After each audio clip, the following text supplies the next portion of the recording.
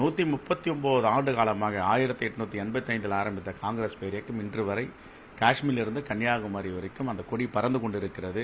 எங்காவது ஒரு மாநிலத்தில் ஆட்சி நடைபெற்றுக் கொண்டிருக்க காரணம் சித்தாந்தம் வலுவானது. காங்கிரஸ் பேரியக்கத்தில் சித்தாந்தம் வலிமையானது, கொள்கை கோட்பாடு வலிமையானது.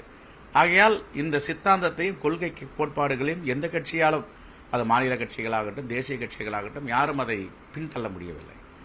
ஆக உயிரோட்டத்தோடு காஷ்மீரிலிருந்து கன்னியாகுமரி வரை, குஜராத்தில் இருந்து மேற்கு வங்கம் வரை அந்த கொடி பறந்து கொண்டிருக்கிறது என்றால் சித்தாந்தம் வலிமையானது. அதே போன்று தான் சகோதரர் விஜய் அவர்களுக்கும் சொல்லும், உங்களுடைய சித்தாந்தம் வலிமையாக இருக்க வேண்டும், உங்களுடைய சித்தாந்தத்தில் உண்மை இருக்க வேண்டும்.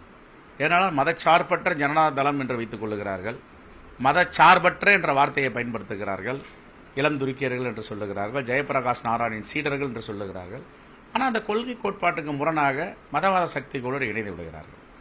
இதைத்தான் அவர் கூர்ந்து கவனிக்க வேண்டும் அரசியலில்.